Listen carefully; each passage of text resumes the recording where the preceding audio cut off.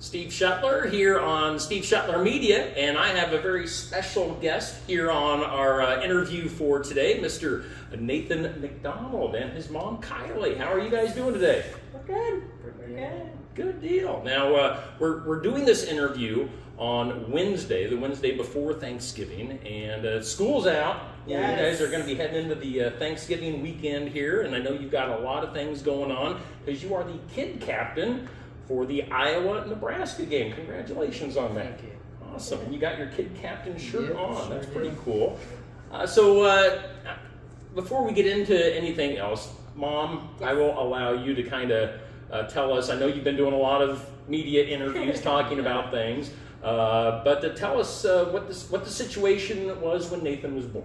Yeah, so Nathan was born, and there was nothing really leading up to any abnormalities that anybody could see on the ultrasounds or anything.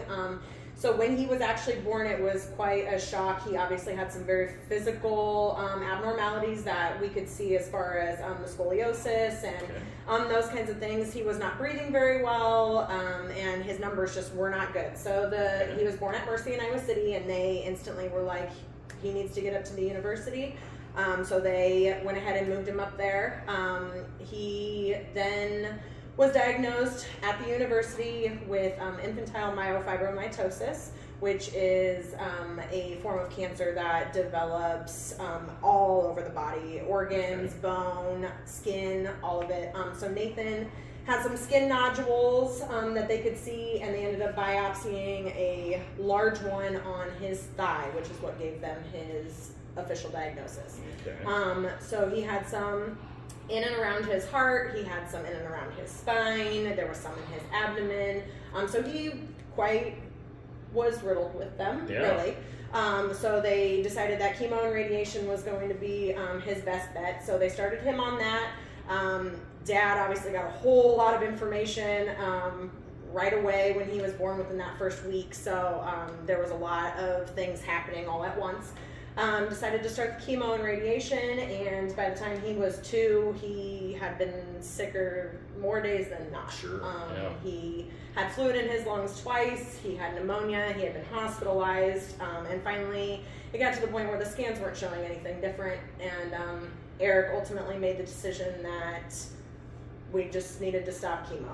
That, if anything was going to happen to Nathan, he did not want the common cold or pneumonia to be, what took him out of this world. So we decided that that was going to be his best course of action. And after that, his scans started to look good. His tumors weren't really growing. They were shrinking, so to speak. And this was without any treatment. So we just kind of went along with that. And by the time he was 5, he started having some seizures that were induced by low blood sugar. So that was something then that we were tackling. We got in a position where we were like, great, this cancer, it's kind of doing its own thing. This is good. And then we got hit with that. So we spent about a year trying to find the right medication and everything to kind of control those seizures. And currently, he still takes medication, but he has been seizure-free for almost 6 years now. So that is definitely a huge plus. So for a lot of his early adolescent, early childhood years, there was talk about having to have a really big scoliosis surgery to try and help alleviate the kyphosis, which is like a very extra tightening of the muscles in the front, which caused him to have a very exaggerated hump on his back for the scoliosis. So we kind of went back and forth, I would say, for about 6 years with all of his doctors up at the U, and it'd get to the point where, one doctor would be like, okay, I think we can do this, and then another would step in and be like, well, let's hold off, let's not do that. Okay, let's not do it. And then a couple of years later, well, maybe we can do this. Nope, we need to hold off. We can't do this. So finally, he was in a position where it needed to happen. His quality of life would begin to diminish greatly if we didn't do something about it, because he was entering, into his early teen years. So when he was 13, we started really talking about having this surgery. We had to talk to a cardiologist. Nathan was born with a tumor in and around his aorta.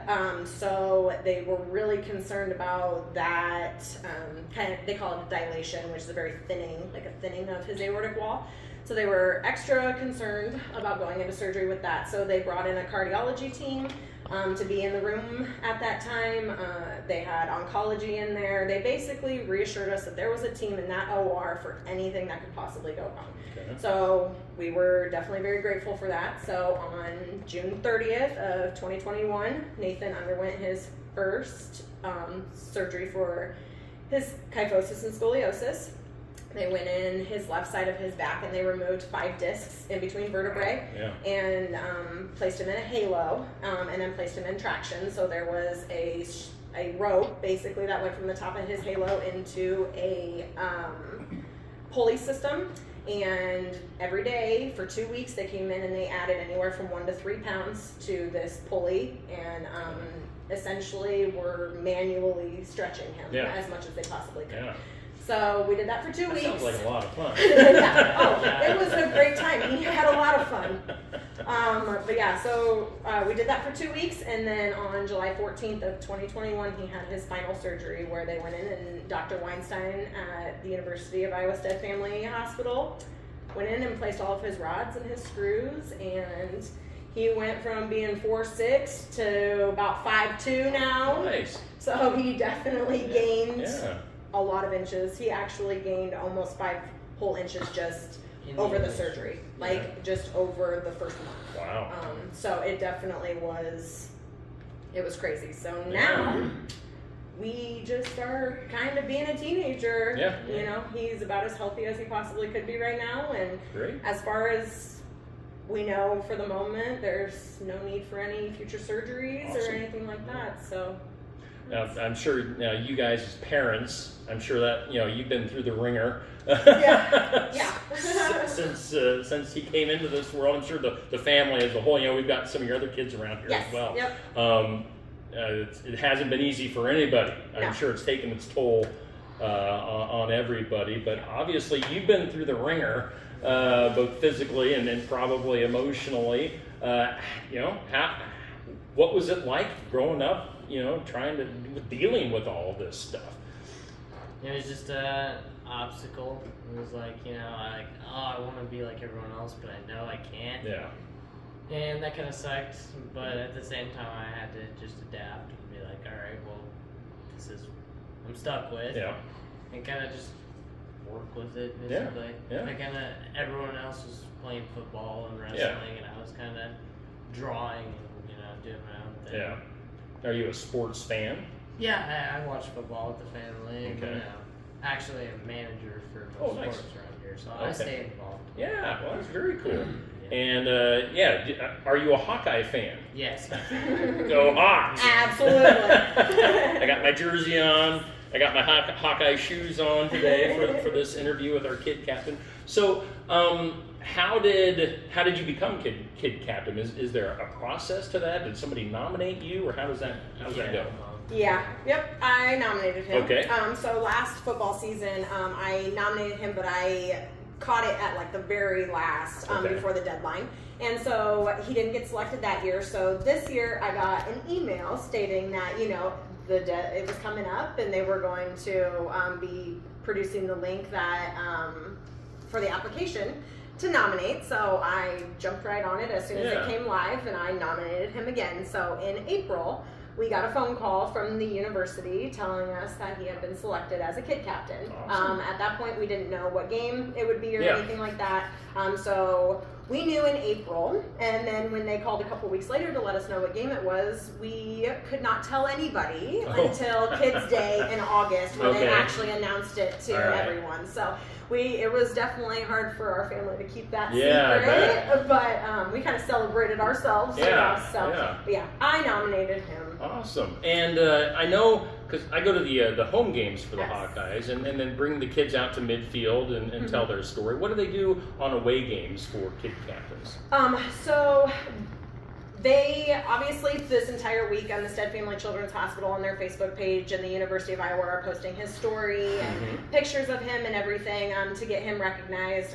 We've been doing media interviews and stuff like that to get him recognized too. And the kid captains so there were 6 of them who had the away games this year. They all got to go to the Michigan State game this year. So we did get to go to Michigan State. That was super fun to go to as a family.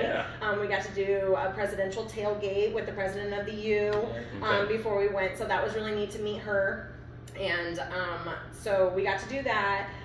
We had the opportunity to buy tickets and go to the Nebraska game, but with it being so close to his birthday, which is actually today. Yeah, happy birthday to you. Yeah, right. Thanksgiving and all that, we just didn't, and it's Iowa. So the end of November, you don't know if there's going to be a foot of snow or raining or sunny or what. So we decided that, we were just going to end up doing something kind of with friends and family and watching the game and celebrating him. So that's what we're going to do on Friday. Awesome. So it is your birthday. Again, we're recording this on Wednesday. And again, how old are you today? I just turned 17.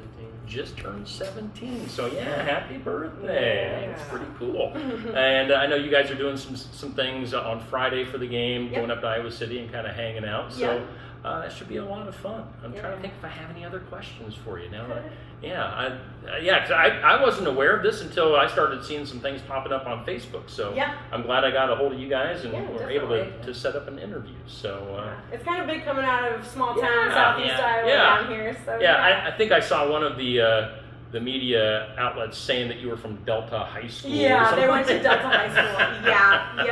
I saw that. I mean, maybe like 50 years ago when there was actually a school in Delta.